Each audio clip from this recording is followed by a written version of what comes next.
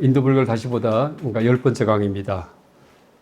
지난 시간에 삼장에 대해서, 그러니까 불교, 이제 불전의 전체, 다를 삼장 이렇게 부르는데, 삼장에 대해서 개관을 해봤습니다. 그러니까 삼장의 내용이든지, 그 다음에 삼장의 성격에 대해서 이제 말씀드렸고요.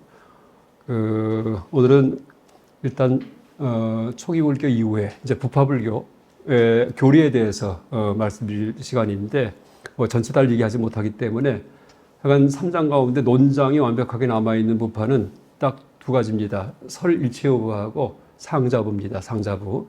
그래서 상자부 논장도 빨리어로 지금 거의 완벽하게 다 보존되어 있고요. 여러분 빨리 7론 해갖고 7가지 논하고 청정노론이라고 해서 그러니까 붓다고샤의 어떤 이제 그런 저술이 다 빨리 논장인데 다 완벽하게 남아 있습니다. 또 하나가 지금 논장이 쓰이지는 않지만은 티벳에서는 참 공부 교재로 쓰입니다. 그러니까 설일체우의 논장이 다 남아 있습니다.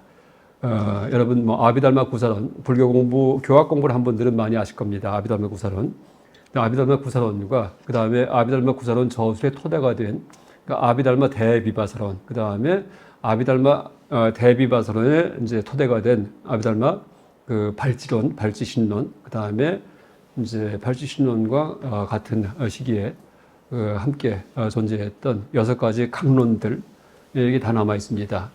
그래서 그렇게 설일치후의 교학과 다음에 상자부 교학이 지금 거의 완벽하게 우리가 파악할 수 있는 이제 그런 교학인데 그 가운데 우리 북방불교권, 한문불교권에서 이제 완벽하게 알 수 있는 설일치후의 교학 가운데 구사론의 가르침을 제가 오늘과 다음 시간에 걸쳐 갖고 이제 한번 간략하게 소개해 보겠습니다.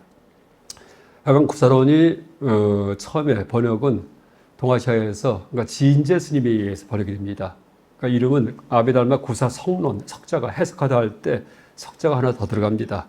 그다음에 나중에 이제 현장 스님이 다시 번역하는데 그때는 이제 아비달마 구사론에서 석자를 뺍니다. 그래서 여러분 대장경에 보면은 아비달마 구사 성론 써 있으면은 진제 번역이고요. 진제. 원래 이분은 출신이 부남국 출신돼 있는데 지금 말로 캄보디아 출신입니다. 그 다음에 피부 색깔이 검었기 때문에 이분 별명이 흑삼장, 흑인 삼장, 그러니까 흑삼장이라고 그렇게 이 역사문헌에 나와 있습니다. 또 이분은 누가 모셔왔냐면은 호뽀방 중에 너무나 유명한 양나라 무제, 양무제가 모셔옵니다. 양무제가. 그러니까 우리가 이제 양나라가 불교 국가였는데 양나라는요 그냥 양무제 1인 시대예요. 나머지 후대에 그 다음에 황제가 임명되긴 하지만 전부 다 꼭두각시 왕입니다. 그냥 엄청난 그런 권력 갈등과 전쟁 속에서 이 실권 잡은 장군들이 이제 황실의 혈통 중에서 하나씩 올려가지고서 몇 명을 계속 황제로다가 또 한 2년 하다가 또 잘리고 또 권력이 달라지면은 실제 양나라는 양무제 한 분의 시대였다 이렇게 봐줍니다. 그때 양무제가 이제 원래는 도교 신자였죠. 그러다가 이제 불전을 접하고 나서 그 다음에 이제 나중에 불교를 이제 전향을 합니다. 근데 그때 또 하나 이게 황제이기 때문에 이분이 항상 의문인 게 죽은 다음에 우리의 정신, 마음이 사라지는가, 뭔가 남는가, 이게 궁금해요. 그러니까 또 이분이 황제이기 때문에 사람들 시켜가지고서 온갖 학자를 불러다가는 한번 말해봐라. 그 기록이 남아있어요. 그러니까 서로, 우리가 죽더라도 귀신은 죽지 않습니다. 이러면 신불멸론이에요. 신불멸론. 다 사라집니다 하면 신멸론이에요. 그래서 신멸불멸론인가 해가지고서 그 문헌이 지금 남아있습니다. 자, 참 황제는 편하구나. 좀 알고 싶으면은 똘똘한 사람 불러다가는 한번 말해보게 해가지고서 어느 게 맞는지 이럴 수도 있습니다. 그러니까 그런 식으로 정신세계에 관심을 많이 가졌던 분입니다. 근데 이분이 이제 이 불교에 귀해가지고서 이제 진짜 한 50년 통치했죠? 그렇게 됩니다. 양나라가 아마 550 몇 년인가, 5년인가 6년인가 이제 멸망하는데 이분 집권이 502년인가 집권했는데 그래서 이제 흔히 여러분 중국 역사책이든지 보면은 동아시아 역사책에 보면은 양무제가 불교 믿다가 망했다 이런 말을 많이 해요. 나라가 쇠해져 가지고서. 근데 실제 역사를 제대로 한번 파악을 해보면은 아니에요. 불교를 믿었기 때문에 양무제가 이 남북조 시대에 남조에서 정권이 가장 오래 갑니다. 이 남조는요 이제 일단 제가 지금 진제 3장 얘기하면서 진제 3장의 초청 일화를 갖다가 이제 설명하기 위해서 잠깐 소개하는데, 이 북조가 있고 남조가 있죠. 북조는 위나라. 여러분들 운광석굴 같은 데가 다 위나라 때 만든 겁니다. 거기는 뭐예요? 이 운광석굴의 그 얼굴 모습이 황제의 모습이에요. 왜? 황제 즉 열의 사상이 있었습니다. 그러니까 황제쯤 되려면은 열애께서 인간의 몸으로 나타난 것이다. 이런 사상이 있어요. 그러니까 황권이 강해요. 그러니까 북조일 경우에는 위나라가 황권이 강하기 때문에 한 150년간 변하지가 않아요. 근데 나중에 후대 가가지고서 수나라 바로 직전에, 그러니까 서위 동일해서 분열되긴 되지만은, 그런데 이제 거기에 비해서 남조는요, 남조는 송제, 양, 진, 그랬다 망해서 수나라가 됩니다. 나중에 통일. 이게 송나라 이제 집권했다가 제나라가 30년, 제나라가 29년인가 얼마 안 됩니다. 금방 망해요. 양나라가 50년, 그 다음에 진나라가 이때, 진나라가 이것도 한 30년 정도뿐이 안 됩니다. 그러니까 실제 남조 정권을 비교해 보면은 양나라가 제일 앞뒤의 나라보다도 훨씬 더 오래 집권을 해요. 왜? 불교를 믿었기 때문에. 그것도 무슨 신비한 얘기가 아니고 이 승권을 장악했기 때문에 이렇게 돼요. 승권과 귀족권을 장악했기 때문에 이렇게 우리가 이제 어떤 정치역학적으로 설명할 수 있습니다.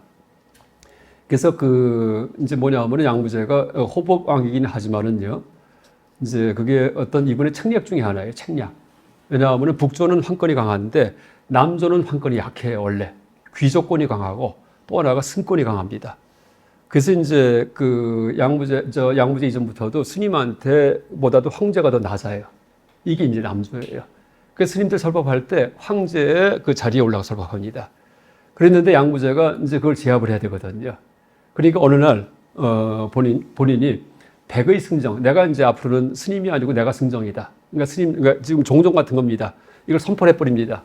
그랬더니 이제 그 당시에 이제 개선사에 살던 지장이라는 스님이 거기에 저항을 해요. 아주 큰 스님인데 보통 양의 3대 법사 가운데 하나인데 그냥 대놓고서는 이제 그걸 저항을 합니다. 안 된다고. 그랬더니 이제 양무제가 듣더니 그러면은 그걸 다시 물립니다.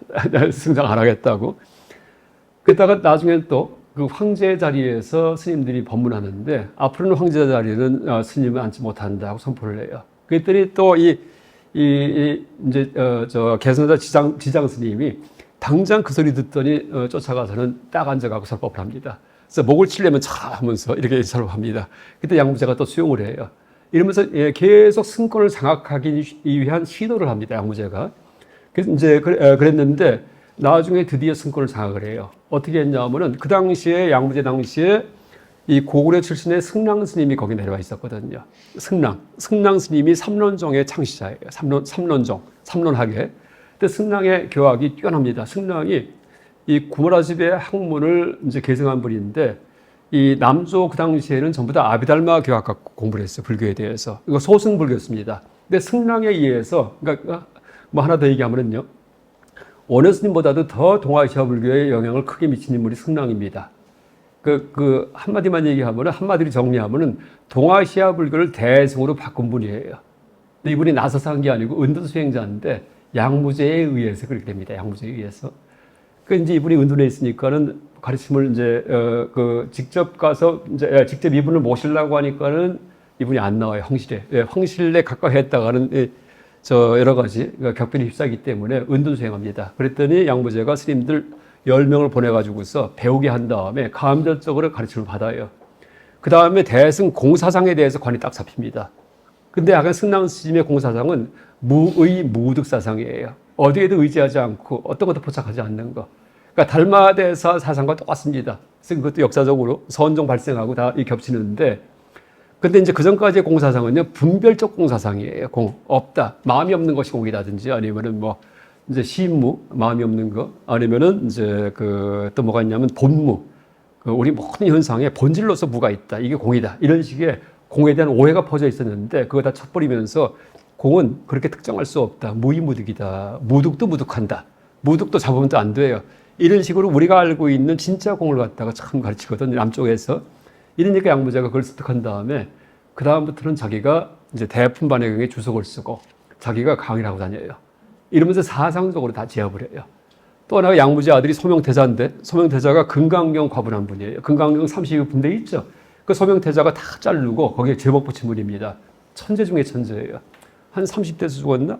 했는데 17살 때인가 이분이 이제 그 스님들을 갖다가 앞에 놓고서 그 당시 양의 고승들을 앞에 놓고 강의를 합니다.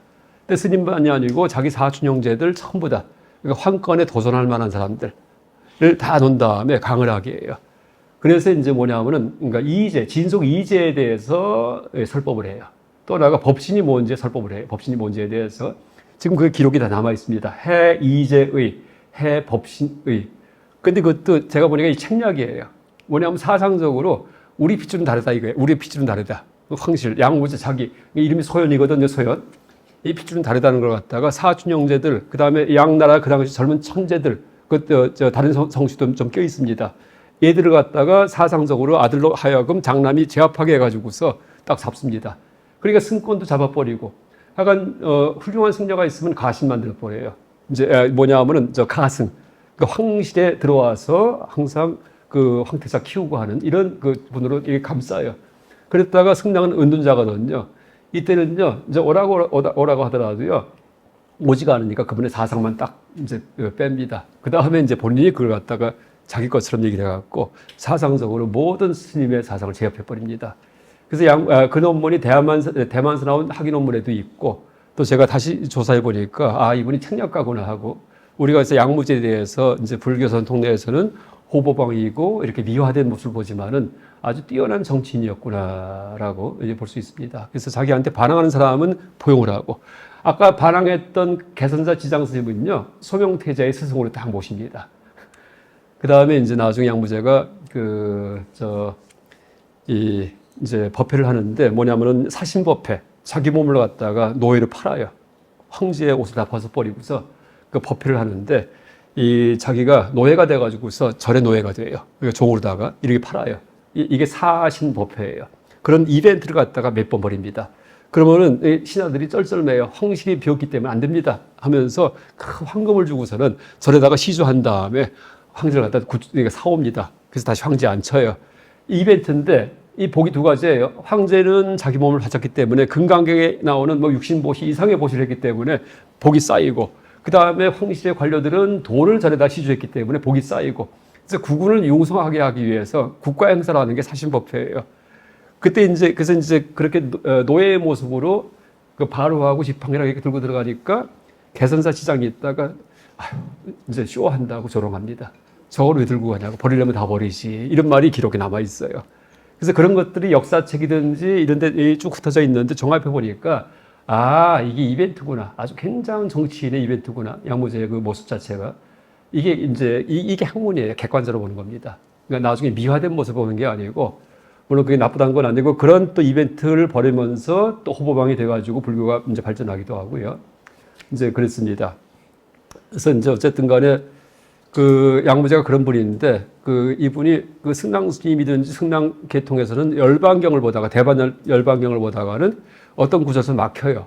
그래서 승랑 스님도 그렇고 더 이상 강의를 안 해요. 그 법화경과 열반경은 다 싫어합니다. 승랑 스님 계통에서 법화경이든지.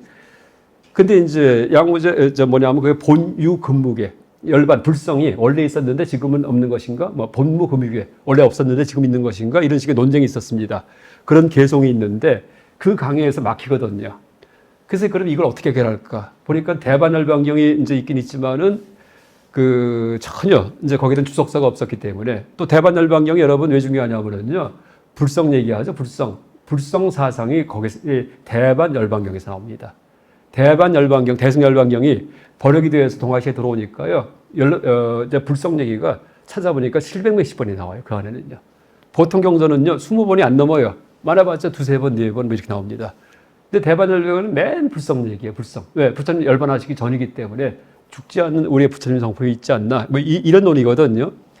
그래서 그게 중시됐는데 해석을 못하니까 양무제가 그러면은 저 남쪽에 가가지고서 이제 이 논을 구해오자. 해갖고 대반열반경 주석서를 구해옵니다. 그래서 고승을 모셔오자 해가지고서 사신을 파견해요. 캄보디아에. 그 옛날 이름으로 분화국에다가.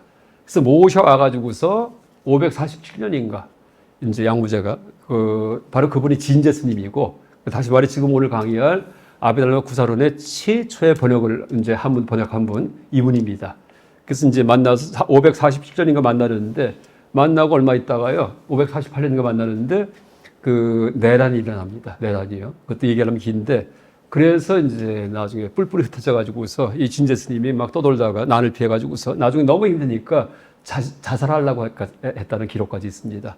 그랬는데 이제 그분이 나중에 대반 열반경을 다 주석서를 다 번역하지 못하고요.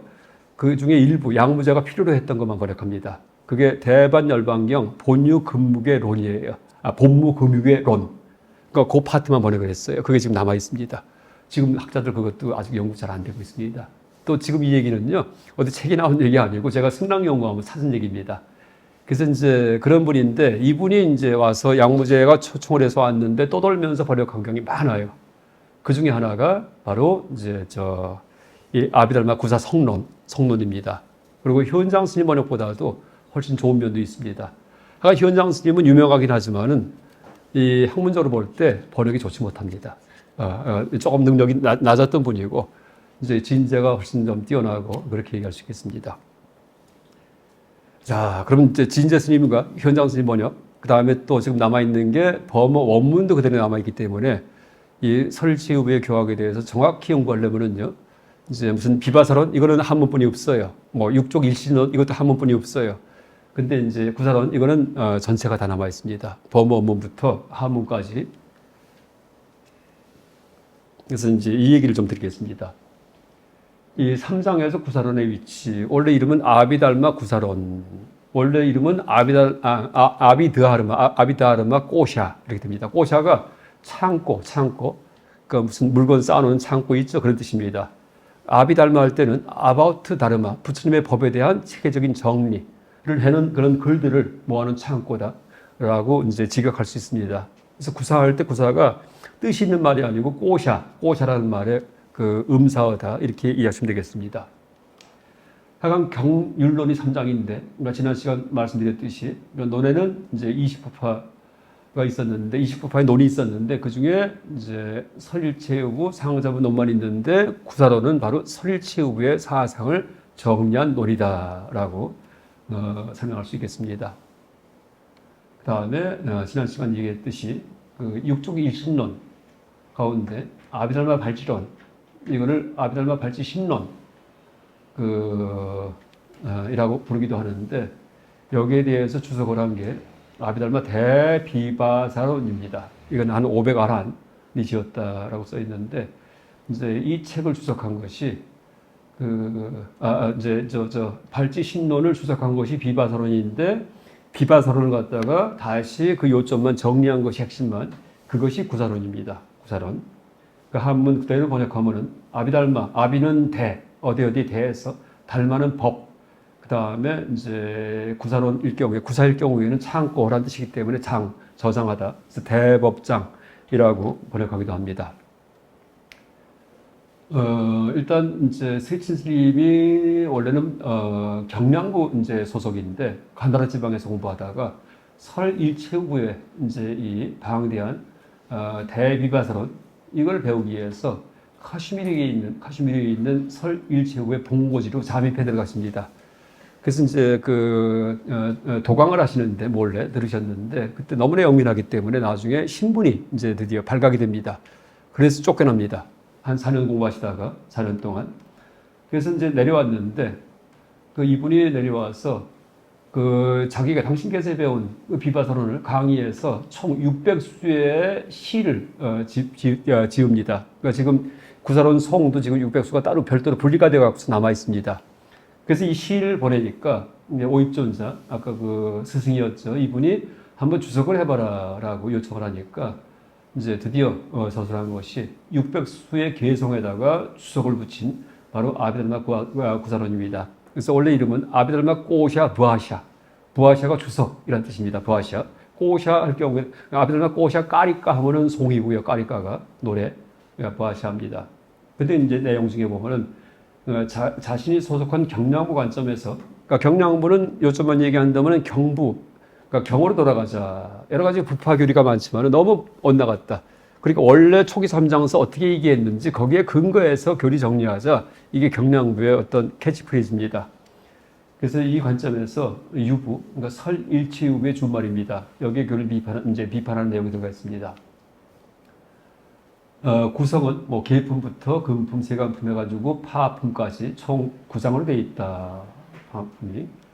그래서 불교의 뭐 거의 모든 교리가 다 여기에 체계적으로 정리가 되어 있습니다. 그래서 제가 항상 바로 구사론은 불교 입문서다.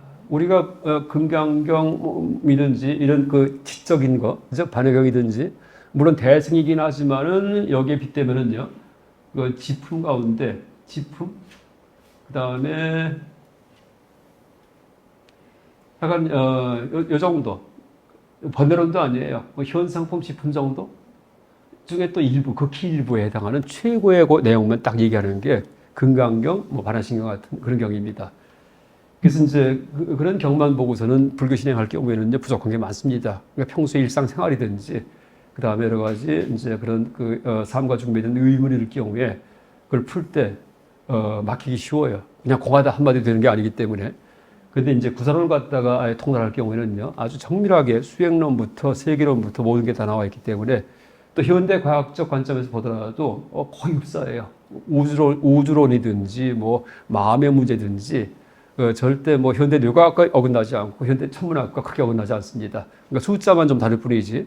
그래서 그 불교적 세계관과 인생관을 익힐 때 이 구사론이 참 중요하고, 그래서 제가 이제 이 구사론은 불교 입문이다 얘기를 합니다. 근데 입문하려면은요 8년 동안 하루 종일 이 책만 봐야지만 불교 입문합니다.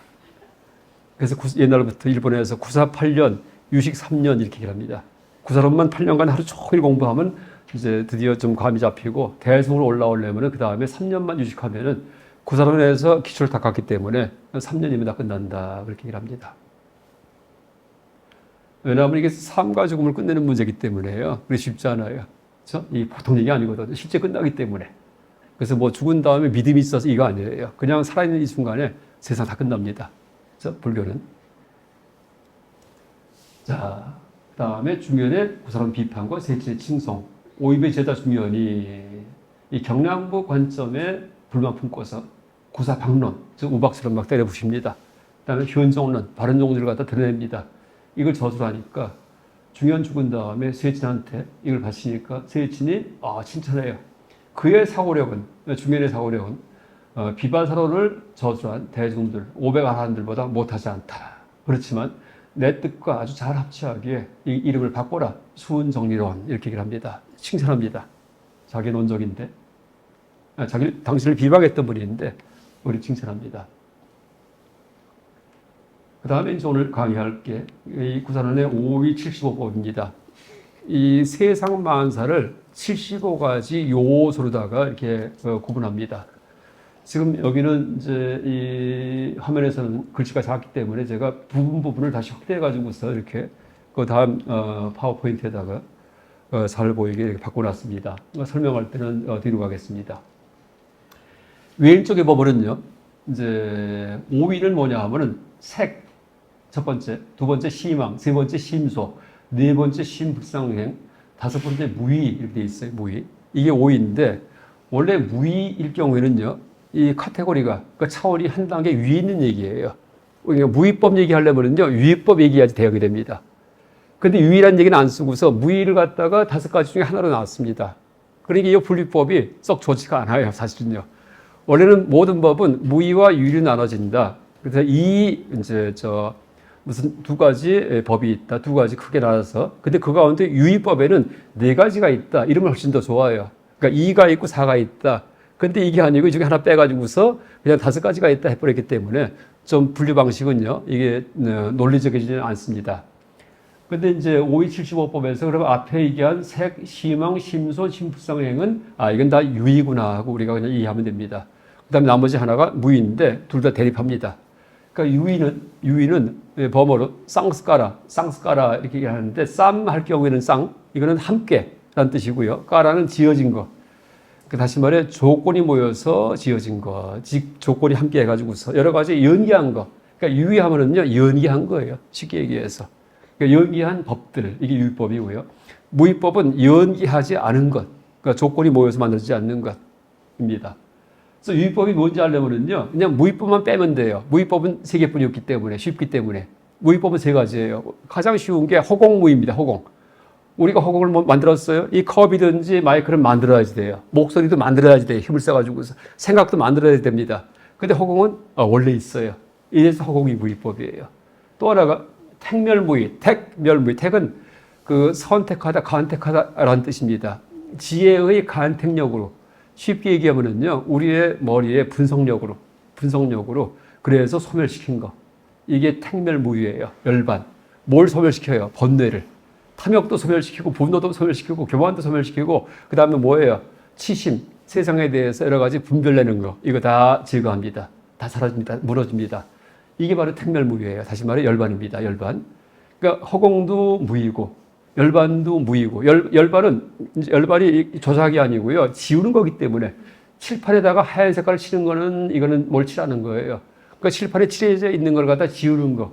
이거는 새롭게 뭘 덧붙이는 게 아니기 때문에 이 무위법에 해당합니다. 그래서 열반은 그 제거하는 거기 때문에 이건 조작이 아니기 때문에 지우는 거기 때문에 이게 연기가 아니다. 오히려 연멸이 열반이에요. 연멸. 그렇죠? 연기돼 있던 걸 갖다가 풀어버리는 거. 그래서 이제 그렇게 번뇌로 가득한 우리의 마음에서 번뇌를 제거한 상태, 제거한 것. 이게 이제 제거한 법. 이거를 택멸무위다. 근데 제거 방법이 우리의 지혜이기 때문에, 그렇죠? 통찰력이기 때문에. 그래서 택멸무위다. 그러니까 지혜의 간택력으로 분간하고 그다음에 선택하는 그런 분별력, 분석력에 의해서 소멸시켰기 때문에 택멸이란 말 쓰고요. 그다음 무위는 그냥 없음 해도 돼요. 없습니다. 이렇게 얘기할 수 있습니다. 또 하나가 이제 비택멸무위인데 택멸무위가 아닌 게 비택멸무위예요. 없음은 없음인데 뭐예요? 모든 기타 등등의 없음이에요. 지금 여러 가지가 없죠. 이게 전부 다 비택멸무위예요. 있을 수도 있었는데 조건이 이제 모이지 않았기 때문에 없는 것들 이런 것들이 이제 비택멸무위입니다. 이 탁자 앞에 여기 앞에 사과가 없죠. 이 사과 없음 이게 비택멸무위예요. 여기 꽃도 없죠. 그것도 비택멸무위예요. 왜? 있으려면 있을 수 있었어요. 누가 사과 갖고 왔으면 올려면 됩니다. 그런데 그런 식의 조건을 갖다가 짓지 않았기 때문에 없습니다. 이게 비택멸무위의 양은 뭐 어마어마하겠죠. 그렇죠? 이 순간에 여기에 미국도 여기 없어요. 그 다음에 여기에 뭐 알랑도랑도 없어요. 여기에 또 뭐가 없을까요? 해바라기도 없어요. 없는 게 많죠. 근데 비택멸무위의 숫자는 상상을 초월하고 무한합니다. 없는 걸 다 얘기하기 때문에. 근데 택멸무위가 있는데 허공무위는 한 가지, 허공. 택멸무위도 한 가지, 열반. 근데 열반도 사람마다 다르기 때문에 뭐 사람 수마다, 깨달은 분들 수마다 열반이다 이렇게 할 수도 있겠죠. 근데 가장 많은 것은 비택멸무위다. 그렇지만 그 종류로 얘기하면 세 가지뿐이 없습니다.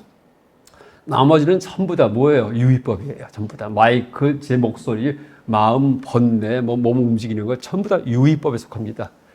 그럼 유의법이 몇 가지가 있냐? 네 가지입니다. 색은 물질 형상, 시망은 우리 마음, 그냥 마음, 가장 깊은 마음, 주관, 심소, 마음에서 일어나는 각가지 작용들, 마음 부수, 마음 작용 이런 것들. 그 다음에 또 네 번째가 심불상응 행.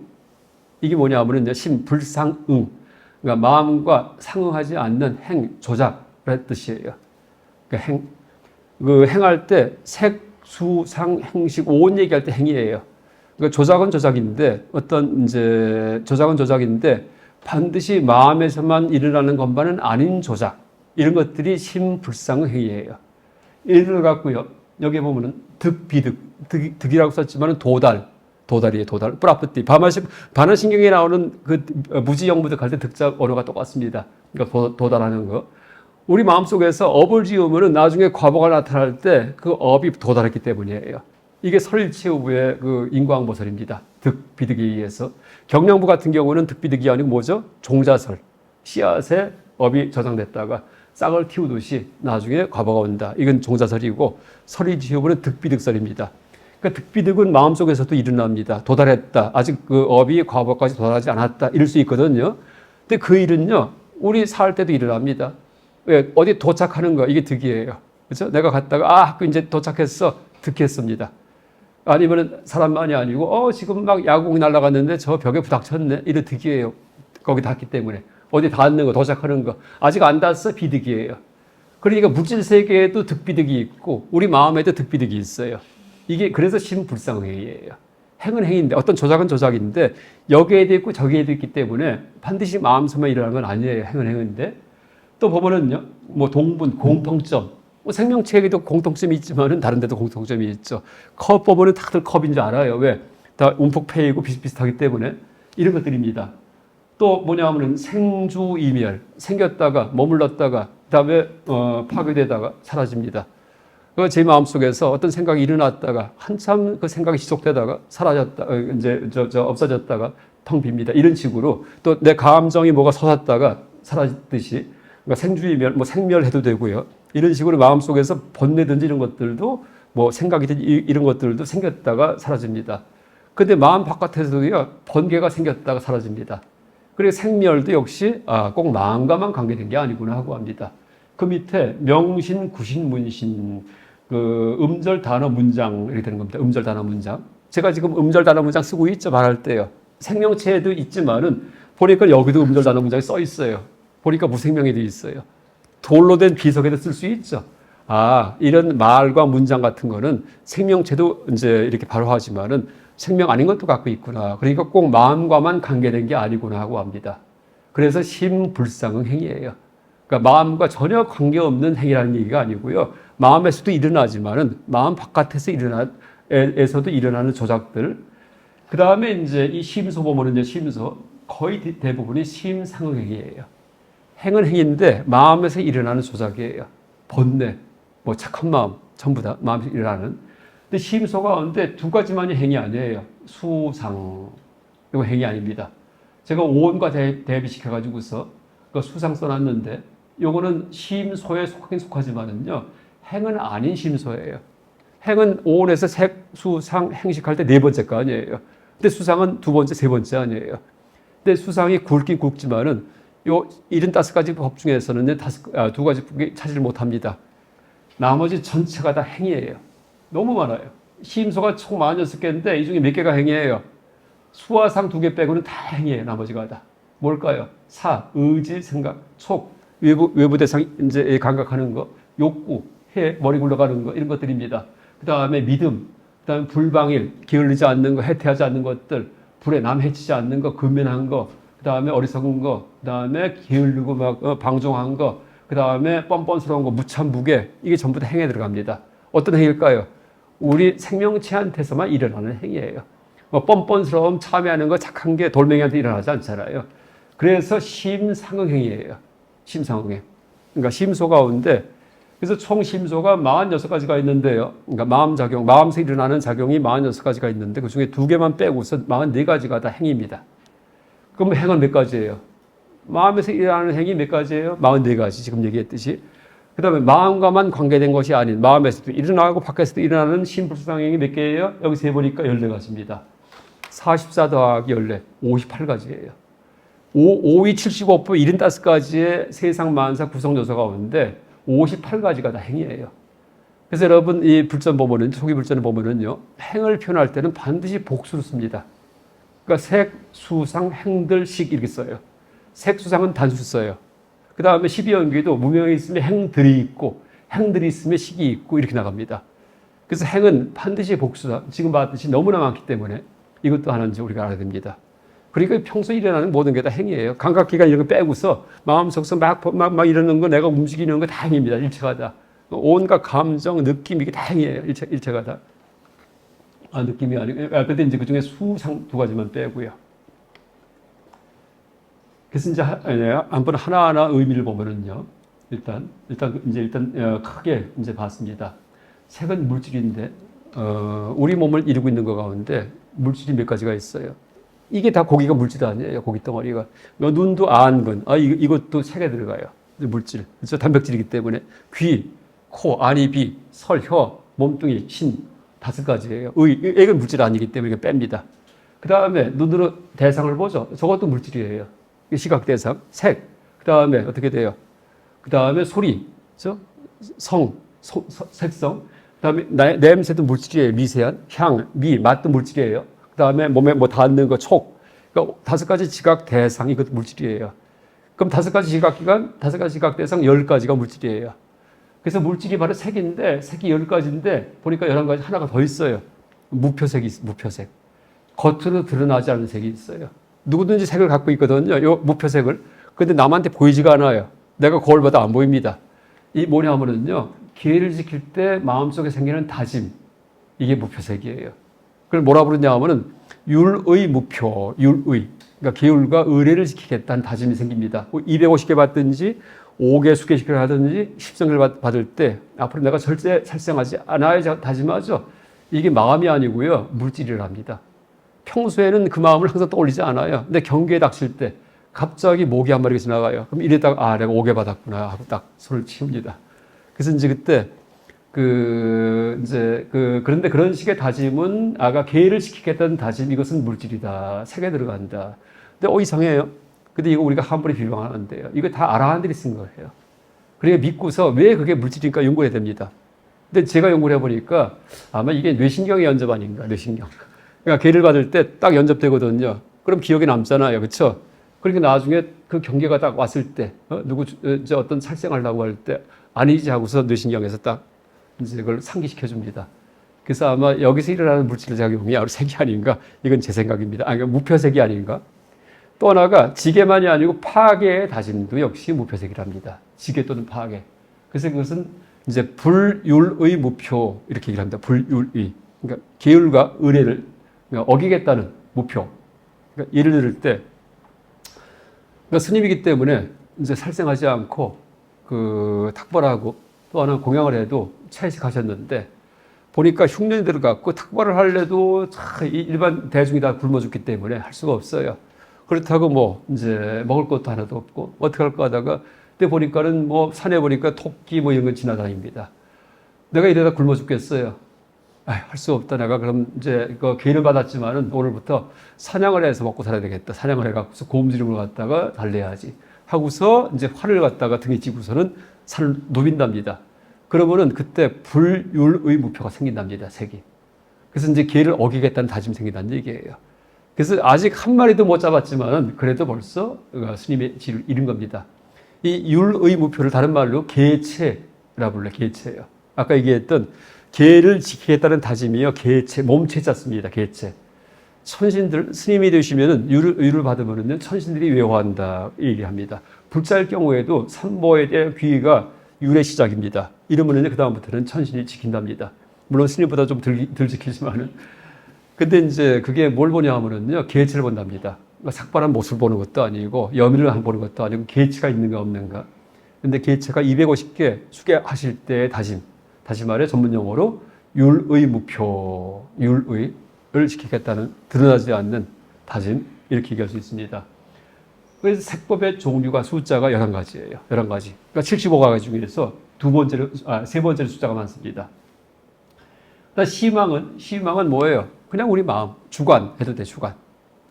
하여간 색은요, 오온이 오른쪽에 써 있는데 색 수상행식에서 식은, 마음은 그냥 주관성이에요, 주관성. 그러니까 식은 나한테 의식의 대상이 안 됩니다, 절대. 여러분, 내가 나를 갖다 대상으로 해보세요. 안 돼요. 나 자신을 알라? 말은 되지만은요, 그걸 할 수가 없어요. 네, 대상이 안 되니까. 그러니까 내 자신을 알라는 노력은요, 뭐랑 똑같으냐 하면은 내가 내 눈 보는 거랑 똑같습니다. 여러분, 자기 눈 봐보세요. 안 보이죠? 그렇죠? 그게 화두예요. 이목구가 바로 눈 보라는 거예요. 그러니까 화두가 돼요. 왜? 생각이 막히기 때문에. 화두는 생각 막는 겁니다. 그렇죠? 그래서 이제 오도 가도 못하게, 일로 가면 안 되고, 절로 가도 안 되고 하니까 막고 있는 겁니다. 이게 중도짜리예요. 다른 말로, 화두에 든 그 마음자리가 올리돈노, 모름자리. 그러니까 안다 할 경우에는 이거나 저거나 판단할 때입니다. 흑백 논리. 근데 모름자리는, 이제 올리돈노 해도 되고요. 그게 이제 바로 중도의 자리예요. 이것도 저것도 아니기 때문에. 또 그게 의심자리, 의심이요. 의심이 뭘까요? 생각이 안착하지 못하는 게 의심이에요.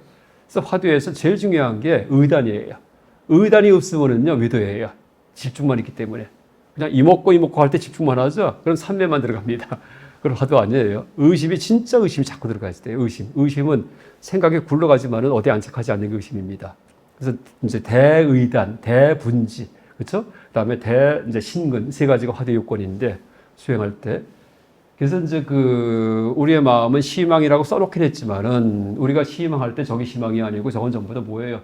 수상이에요. 상이겠죠. 글자기 때문에. 하여간 여러분, 우리의 의식의 내용은요, 온 가운데 수상 딱 2가지입니다. 그러니까 우리의 의지도요, 내 탐욕, 분노 있죠? 내 의식이 안 떠올라요. 왜? 주관이기 때문에. 그렇죠? 그러니까 탐욕이라는 생각, 탐욕 냈구나 하고 나중에 반성할 수 있어요. 그건 다 수상이에요. 그러니까 화내는 사람이 화를 잘 못 보는 이유가 의식화 안 되기 때문입니다. 그냥 벌컥하죠. 배웠는데. 그때 나중에 내가 배웠는데 참아야지 이렇게 됩니다. 배운 데는 뭘까요? 상위 차원이에요. 그래서 이제 이거 아주 이것도 옛날 아라한들이 다 발견한 거예요. 여러분 이 수상이 의식이라는 거 이거 하나만 갖고도요. 서양 철학사 다 다시 쓸 수 있습니다. 뭔지 아세요? 칸트가 얘기했던 물 자체가 뭘까요? 식과 행이에요.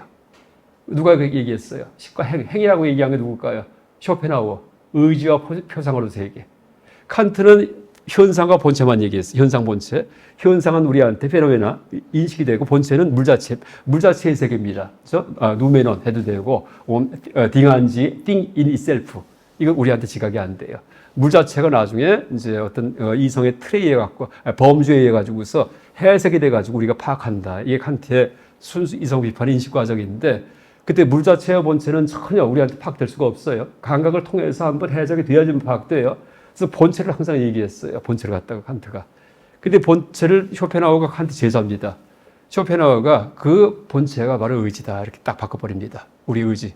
그렇죠? 의지와 표상할 때의 표상이 칸트의 현상이고 그 다음에 의지와 표상으로서의 의지가 칸트의 본체의 속성이에요. 그래서 이제 뭐 충족 이유율 뭐 이러면서 여러 가지 이제 그런 감정에 들어간 살아있는 철학을 갖다 얘기하거든요. 이게 쇼펜하우어입니다. 그 다음에 지금 이 식과 행의 세계가 뭐냐면 프로이드의 무의식이에요. 그러니까 무의식, 그러니까 행의 일부가요. 그러니까 프로이드의 무의식이나 쇼펜하우어의 의지와 표상할 때 의지의 세계나 칸트의 본체나 다 같은 대상에 대한 이름을 이렇게 붙였다 저렇게 붙였다 이렇게 붙이는 겁니다. 헤겔 같은 경우에는 어떻게 해요? 본체를 빼버리죠. 무의미하다. 철학의 대상이 아니다. 그래서 현상만 갖고 얘기합니다. 정신현상, 정신현상학. 그래서 제가 언젠가 이제 서양 철학 한번 재달할 마음이 있는데 항상 그 얘기를 했는데 그게 이제 제가 상수멸정에 대한 설명 보고서 이걸로 다 끝나겠다. 이건 다 발견된 거기 때문에 그렇게 생각했습니다. 그래서 여러분 상수멸정에서는 수와 상이 사라지는 건데 이때는 옆에서 천둥번개가 쳐도 못 깨어나고 생각이 안 떠오릅니다. 우리의 의식은 수와 상밖에 없구나. 행과 식은 의식이 아니구나. 우리가 컨센서스가 아니구나. 이렇게 할 수 있습니다. 이게 정확한 얘기입니다. 그러니까 행 중에는 분노, 탐욕, 교만 다 들어가는데 그건 머리에 안 떠오른다는 얘기입니다. 그냥 그 내부에서 능동적으로 작용하는 작용이기 때문에 마치 눈이 눈을 볼 수 없듯이 그렇게 얘기할 수 있겠습니다. 그래서 일단 주관은 시망이고 객관은 색입니다. 색. 그 다음에 주관인 시망, 마음. 이제 여기에서 작용하는 부수적인 마음이 심소예요. 근데 이것은 수상, 이제 행. 그 다음에 뭘까요? 여기는 상. 그 다음에 수. 그 다음에 저기에 객관 대상이 색입니다. 색이 객관 대상이고요. 식이 주관이에요. 그 다음에 이 사이에서 일어나는 이제 상행식이 바로 심소에 들어갑니다. 심소. 상행식. 그래서 지금 이렇게 75가지를 열고 했지만은 전부 다 오온 속에 들어갑니다. 오온 속에. 그래서 색, 대상세계, 주관, 식, 그 다음에 이 식에서 일어나는 마음작용들 중에 이제 가장 깊은 것은 행이고 행. 이것도 우리 의식의 대상이 아니고 그 다음에 뜰수 나온 게 상이고 상. 이건 의식의 대상이고 수, 느낌, 고랑 느끼는 거 이것도 의식의 대상입니다. 그래서 이제 이 심소 가운데 46가지가 있는데, 식은 6가지가 있고, 심소가 46가지가 있는데, 44가지는 전부 다 행으로서의 심소고, 그러니까 2가지는 수상을 따로 분류한다. 이렇게 보시면 되겠습니다. 그리고 식은 이제 안식, 이식, 비식이 있지만은요, 식은 하나예요. 하나로 칩니다. 왜 그럴까요? 여러분, 식은요, 뇌 갖고 얘기하면은요, 식은 주관의 주관성과 능동성과 수동성을 다 갖고 있어요. 우리의 뇌가 여러분 여기 보면은요 중심고랑이라고 있습니다. 센트럴 서커스. 그러니까 뇌가 딱 크게 나누면 두 부분이에요. 앞부분, 뒷부분입니다. 그러니까 앞부분은 전두엽. 그러니까 전두엽이 한 덩어리고요. 그다음 후두엽과 축두엽을 합해갖고 연결되어 있습니다. 그러니까 두정엽, 후두엽, 축두엽이 전부 다 감각적이에요. 앞은 의지. 우리가 뭐 의지할 때, 사고할 때 전두엽이 작용을 하고요. 그러니까 운동할 때, 뭐 움직일 때 전부 다 여기서 전기 신호가 출발합니다. 이쪽에서. 그 다음에 뭘 느낄 때, 이때 두정엽은 뭘까요? 여기는 뭘까요? 두정엽 쪽에 앞에 있는 게 체성 감각 피질, 피부에서 들어온 느낌, 내장에서 들어온 느낌은요. 여기 머리띠 모양이 이런 이제 튀어나온 그런 뇌 그 이랑이 있어요. 튀어나온 데가. 거기가 이제 다 우리 몸에 대응되는 부분이고요. 그 다음에 중간에 여기에 두정엽은 시각중추와 피부중추를 갖다가 연결시키는 그 연합중추입니다. 연합중추. 어소시에이션 에리아 이렇게 하는데, 그 다음에 뒤쪽이 눈에 보인 게 전부 다 여기 저장되고요. 숙두엽은 귀에 들린 거예요. 귀에 들린 거, 눈에 보인 거, 피부 접촉한 거니까 뭐예요? 다 감각 아니에요. 그러니까 중심 고랑이라고 해서 이렇게 패 있는 부분이 있는데, 이 뒤쪽은, 그러니까 축두엽까지 합해가지고서 전부 다 감각을 갖다 느끼고요. 그 다음에 앞에 전두엽 하나만은 여기서는 그러니까 능동적으로 어떤 일을 할지, 뭘 할지, 의지, 사고, 운동, 이걸 담당합니다. 그러니까 운동과 의지, 감각과 인식 이렇게 돼요. 근데 이 식은요, 왔다 갔다 해요. 앞에 와 있으면은 이때 운동을 담당하고, 이때부터 출발점이 식이요. 뒤에 가 있으면은, 느끼고 앉았습니다. 이때 감각의 종착점입니다. 그러니까 모든 감각의 그러니까 우리의 마음이 한 점 시계에 흐르다는 얘기 했잖아요. 그래서 뇌에 어디 한 군데 있는 게 아니고 뇌에서 왔다 갔다 하거든요. 그 중심이. 근데 뇌의 중심고랑 앞쪽서 주로 활동할 때는 어떤 의지적 사고를 할 때, 뭐 할지, 앞에 계획을 할 때, 이럴 때고요. 뒤에 이제 측두엽과 후두엽이든지, 뭐 두정엽 쪽, 여기 가만히 있을 때는 그냥 느끼고 있을 때입니다. 인식할 때. 그래서 시계는 능동성과 수동성이 다 있다. 또 식은 한 점 흐름이다. 이렇게 보면 됩니다. 그 흐름이 뇌에서 지금 윤회하고 있어요. 이 세포에서 저 세포로. 여러분 앞에서 뭐 생각하고 있죠? 여기 다 죽은 세포 DNA 덩어리예요. 식물과 똑같아요. 근데 다시 가죠? 그럼 다시 살아납니다. 이 윤회예요. 그래서 윤회가 딴 게 아니고 지금 뇌에서만 여기서만 왔다 갔다 하던 놈이 여기에서 다른 수정란까지 튀는 게 윤회예요. 그래서 이제 그럴 경우에는 어떻게 돼요? 영원히 뭐 나가고 하는 거 아니에요. 그냥 원래부터 저기 흘러가던 거. 지금도 이 순간에도 내가 뭘 보다가 뭘 듣는다는 게 거의 신기한 얘기예요. 듣는 거는 여기서 일어났는데 후두엽의 시각중추에서 저 보는 거는요. 근데 듣는 거는 이쪽 세포에서 일어나요. 세포가 건너뛴 거 아니에요. 그렇죠? 그러니까 이게 이 세포 건너뛰기가 윤회인데, 그렇죠? 뇌세포에서 수정란 세포 건너뛰기가 윤회예요. 우리가 알고 있는 짐승과 인간만 갖고 얘기한다면은. 그러니까 이제 윤회가 뭐 영원히 가서 뭐 이것도 아니고, 그렇다고 죽은 다음에 끝나는 것도 아니고, 지금 건너뛰듯이 건너뛴다. 이렇게 보면 됩니다. 제가 이제 그 실험을 가끔 해요.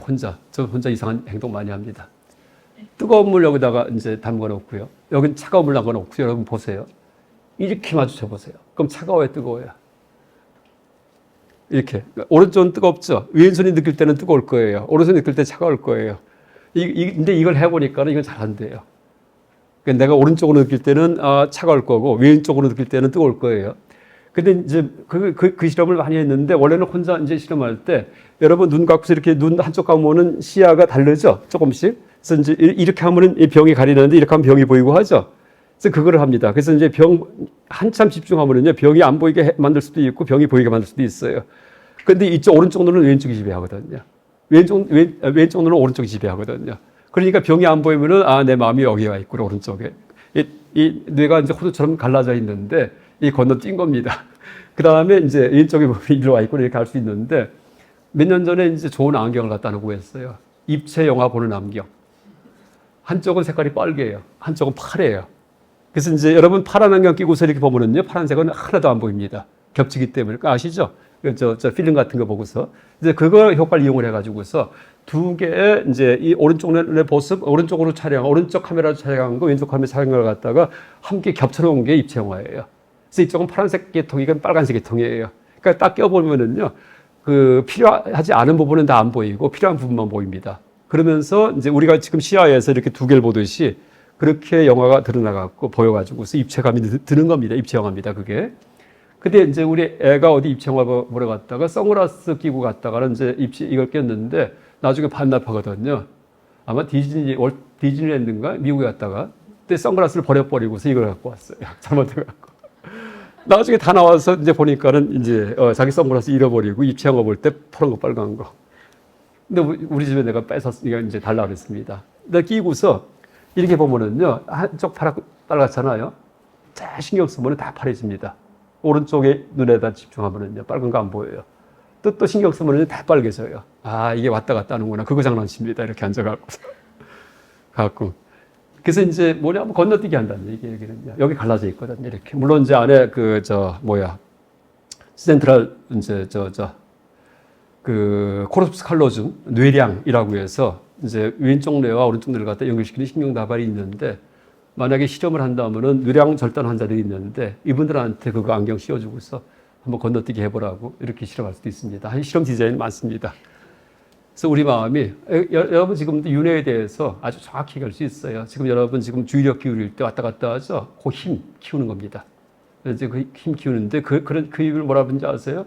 그게 바로 사띠예요. 사띠 염력. 사띠가 염이에요. 염력. 그래서 그게 이제 클 경우에 일 경우에 정신적으로 건강합니다. 그래서 이제 사티 힘을 키워가지고 그 다음에 죽을 때도 막 흔들리지 않고 이러면 이제 원을 바라기도 하고 이러면 좋을 것 같습니다. 어쨌든 이제 지금 말씀드린 요점은 식에 대한 얘기인데 식에 대해서 이제 구사론 얘기를 갖다가 좀 벗어나가지고서 현대적으로 그럼 뇌와 무슨 관계가 있는가 이제 하고 보니까 아, 식은 앞에 있을 수도 있고 뒤에 있을 수도 있겠구나라고 알 수 있습니다. 여러 가지 종합해 보니까. 근데 식은 그래서 카운팅할 때 하나입니다. 하나. 6가지가 따로 있는 게 아니고 식은요. 하나가 눈으로 갈 때 이때는 안식이에요. 눈으로 뭘 보면서 듣죠? 절대 동시에 못해요. 보면서 지금 여러분들 보면서 소리가 들리죠? 막 왔다 갔다 하는 겁니다. 진동. 그래서 이제 어떻게 빨리요? 1초 동안에 75번 왔다 갔다 합니다. 내가 느끼는 영역 한도 내에서는요. 그래서 동시에 본다라고 착각을 합니다. 그러니까 동시에 볼 수 없는 게 당연해요. 왜? 원래 진화 과정에서 세포 하나짜리였잖아요. 세포 2개 되면 왔다 갔다 해요. 3개 되면 왔다 갔다 갔다 왔다 이렇게 합니다. 이러면서 이제 살기 때문에 이제 지금 우리는 굉장히 바쁘게 삽니다. 세포가 많기 때문에. 그러니까 제가 시도 있어요. 시가 그런 시가 있어요. 원래는 내가 탄출했는데 왜 세포 하나만 살았는데 진화 과정에서 세포 늘어나면서 바빠졌어요. 그래서 이제 여기저기 이 동네 왔다 갔다 하는데 그게 우리 몸의 세포들입니다. 그래서 여러분 지금 막 진짜 바쁘죠? 그렇죠? 소리도 들렸다가 막 등도 가려웠다가 막 정신이 없습니다. 그때 어디 나가면 긁었다가 일어났다가 잤다가 내 마음이 원래 고요했는데 한 점이었는데 그렇죠? 가만히 있었는데 그렇죠? 그래서 지금 바쁘게 사는구나 내 마음이 이렇게 보시면 됩니다. 그 바쁜 마음이 달라붙으면은 이제 이 얼굴도 내가 아니고 무슨 영혼이 있는 것도 아니고 그래서 그 한 점짜리가 이제 그걸 내가 어떻게 유도하느냐 그래서 그 한 점 보는 훈련이 윗바사나예요 사실은요. 뭘 갖고서 호흡 촉감부터 시작을 해가지고서 얼로 들어가는구나가 그 한 점이 흘러가는 거 가주시하는 겁니다. 너무 왔다 갔다 하지 않고 그렇게 볼 수 있습니다. 그래서 이제 지금 다 됐습니다. 5275보기. 그럼 이걸 왜 얘기하느냐 하면요. 우리가 살아갈 때 모든 체험은 이런 75가지 원자 같은 요소가 모여서 분자 체험한다는 얘기예요. 여러분 그 물리학 물상 같은 데에서 103가지 원자가 있죠. 수소, 산소, 질소 이런 거 합해지면은 탄소 6개, C6H12, O6 하면은 그 탄수화물 됩니다. 녹말. 그래서 탄소, 수소, 산소가 합해졌는데 녹말이 돼요. 그렇듯이 이 75가지 요소 가운데 지금 내가 어떤 행동할 때 이때는 몇 가지가 합해져 갖고 일어나는 행동이에요. 한번 예를 들어 볼게요. 가만히 앉아서 눈 감고서 명상에 잠겼습니다. 그럼 몇 가지가 동원될까요? 세 보시면 알아요. 안근, 눈 감았으니까 작동 안 해요. 이근, 소리가 들려요. 작동해요. 비근, 냄새 지금 별로 안 맡고 있어요. 빼버립니다. 그렇죠? 안근, 그 다음에 설근, 입맛이 좀 돌아요. 설근. 만약에 혀에 신경 안 쓰면은 설근도 빠집니다. 신근, 이건 확실해요. 막 등이 가렵고 하기 때문에. 그러니까 색 중에서는 하나가 작동을 해요. 색 중에 5근 가운데. 그 다음에 눈 감고 있는데 검은 게 좀 보이고 그런 것 같아요. 그러면 뭐예요? 색경도. 이 검은 것도 대상이기 때문에. 그 다음에 성경, 소리는 안 나요. 그 다음 향경, 냄새도 안 맡고 있어요. 그러니까 색 중에는 이제 촉경. 이건 되는구나. 그러니까 눈 감고 앉아 있으면은요, 색법 가운데 신근, 촉경, 그 다음 무표색. 무표색이 지금 이건 잠재되어 있기 때문에 세 가지가 작동합니다. 이제 셌어요. 그 다음에 시망은 어떻게 돼요? 눈에도 안 보고 뭐도 안 보는데 의식은 지금 막 잡념이 일어나기 때문에 이제 이 의식 이제 저 시망도 작동하는구나. 그럼 3개 됐어요. 이렇게 세 나갑니다. 나한테 수가 있나? 느낌이 있죠. 왜? 등이 가려울 때 이것도 좋은 느낌, 나쁜 느낌이 있습니다. 상이 있나? 자꾸 잡념이 떠올라요. 근데 지금 생각도 안 떠오르고 있어요. 그러면 상을 지우면 됩니다. 이러면서 카운팅을 해요. 그 다음에 나한테 무슨 욕심이 있나? 산매인가? 믿음이 있나? 이런 식으로. 이러면은 총 75가지 중에서 내가 눈 감고 가만히 앉아 있을 때 한 33가지가 작동하는구나 라고 합니다. 아니면 걸어갈 때, 아니면 뭘 먹으려고 할 때, 이러면서 이제 분석이 돼요. 내 마음에 대해서. 그럼 이 중에 제가 할 게 무엇인가? 이 중에 뭘까요? 이 중에 이제 대불선지법, 소번뇌지법 이런 것들입니다. 나쁜 것들. 이러면 내가 점점점 수행자가 맑아지면서 위로 올라갑니다.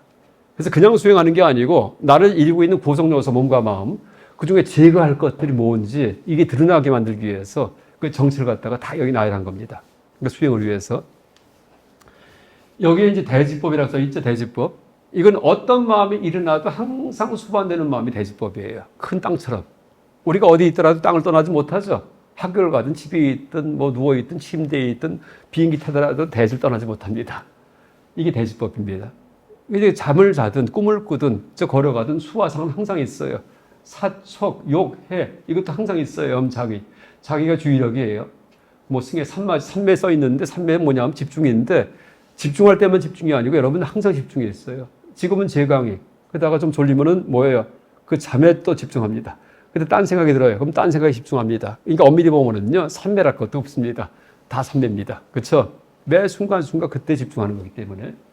근데 대선지법은 착한 어떤 행동할 때, 선한 행동할 때 항상 수반되는, 대자는요, 항상 수반된다는 얘기예요. 믿음, 그다음 불방일, 그렇죠? 이제 방종하지 않은 거, 경안, 마음이 가뿐하고 참 기뻐요. 착한 일 할 때. 사, 평등심, 참, 괴, 남한테 부끄럽지 않고 참 부끄러운 마음이 있어야 됩니다. 그래야지만 나쁜 짓 안 합니다. 괴. 그 다음에 나 스스로 또 이제 부끄럽지 않은 거. 그러니까 양심이 비춰봐서 또 남보기에 이게 참괴입니다. 그 다음에 이제 무탐, 무진, 탐욕내지 않고 화내지 않고 불해, 남 해치지 않고 부진한 거. 이건 좋은 일 할 때, 착한 일 할 때 항상 수반된다 해서 대선지법이에요. 또 번뇌지법, 나쁜 생각할 때, 그렇죠? 이럴 때는 항상 수반되는 마음이 있어요. 뭘까요? 어리석어요. 방임 탁 풀어졌어요. 내가 기회를 받았는데 그거 항상 염두에 두지 않아요. 다 에이 아무렇게나 살자 이렇게 됩니다. 그 다음에 해태, 불시, 믿음이 없고 혼치, 가라앉고 도고 막 들뜨든지 이러면 악행을 하게 됩니다. 번뇌 때문에. 대불선지법, 무참부계. 그러니까 나와 남에 대해서 전혀 부끄러운 거 모르는 거. 이게 이제 항상 나쁜 행동할 때, 불선 행동할 때, 혹은 번뇌를 낼 때 수반되는 법들입니다. 소번뇌지법. 이건 간혹 가다가 이제 일어나는 나쁜 마음이에요. 분개하는 거. 하고도 안 한 척 하는 거. 뻔뻔스럽게. 안 먹었다. 이런 것들. 그러니까 덮을붙잡니다. 그러니까 간탐, 질투하는 거 이런 것들입니다. 이거는 이제 항상 수반되지 않지만은 악행을 할 때, 그러니까 간혹 가다가 경우에 따라서 수반됩니다. 부정지법은 이 뜻이 뭐냐면은 정해지지 않은 건데, 구사론에서는요, 그러니까 기타 등등, 여기 위에 거에 포함시키다 보니까 여기는 안 들어가요. 그런데 따로 분류하려다 보니까 잘 모르겠어요. 이러니까 그냥 기타 등등이 부정지법이에요. 그게 심, 붉은 생각, 살필사자. 그러니까 집중했다가는 가만히 분석하는 거, 이게 심사입니다. 심사. 그러니까 수면, 잠자는 거. 잠자는 게 착해 아니에요? 뭐 번뇌도 아니고 그냥 자는 건데 따로 분류하기도 좀 그래요. 그래서 이제 심사, 악작, 후회하는 거. 악작은 두 가지가 있어요. 착한 일하고 후회하는 거. 그래서 누가 거지가 있길래 보니까는 10만 원 난 보니까 줬어요. 이따가 줬는데 하다 보니까 괜히 줬다. 10,000원만 줄 걸. 이거는 이제 악작이. 이거 후회예요. 이게 뭘까요? 이때 악작은 나쁜 행동이에요. 근데 거꾸로 이제 악한 일 했다가 괜히 그 사람 때렸구나 하고 후회할 때 이건 또 좋은 행동이에요. 그래서 악자가 들어가 있지만 그냥 후회하는 거 이렇게 됩니다. 후회하는 거. 그 다음에 탐욕, 분노, 뭐 교만 이런 것들 이것도 다 이제 어떤 공통점이 있는 게 아니고 앞에 위에 안 들어가기 때문에 이제 기타 등등으로 해서 부정지법이다. 정해지지 않았다. 이렇게 이제 분류합니다. 그러니까 이런 것들이 모여가지고서 우리의 삶을 이제 꾸려나간다라고 할 수 있겠습니다. 이건 제가 좀 크게 이제 활자를 뽑아왔습니다. 그러니까 심왕과 색법, 그러니까 이제 물질 대상과 색. 이게 바로 객관 주관이에요. 색이 객관이고 심왕은 주관입니다. 근데 심왕은 이제 6가지가 함께 작동하지 않고 항상 내 마음이 어디 갔냐에 따라 갖고서 다르게 작동합니다. 그 다음에 이제 수상도 이렇게 수상 행까지. 근데 수상하고 심상행만 여기다가 써놨습니다. 그러니까 심상행이 아까 봤듯이 숫자가 많아요. 46가지 가운데 수와 상만 2개 빼고 44가지가 다 이제 심상행 마음에서 일어나는 행입니다. 여기는 혼침, 도고, 뻔뻔스러움 이런 것들은 전부 다 마음이 있는 존재, 지음생이든 인간이든지 여기에만 있지 무생명에는 없습니다. 식물이든지 광물에는 없습니다. 그래서 심상행이다. 다음에 이제 이렇게 심불상행 같은 경우는 마음에서도 일어나고 마음 바깥에서도 일어나는 행위이기 때문에 이름을 심불상행 이렇게 붙였습니다. 그다음 무위법은 써있듯이 허공, 열반, 그 다음에 연결불생, 인연이 결여됐기 때문에 생하지 않는 그런 없음, 연결, 아까 얘기했듯이 이게 바로 비택멸무입니다. 네, 여기까지가 5275법이고요. 그러니까 다음 시간에는 이제 이런 여러 가지 개념들에 근거해가지고서 이 중에 번뇌가 무엇이고 어떻게 번뇌를 제거하는지, 그래서 번뇌론하고 그다음에 무엇이 깨달음인지, 어떻게 하면 깨달음인지 수행론 이 두 가지를 묶어서 말씀드리겠습니다. 이상 강의 마치겠습니다. 네.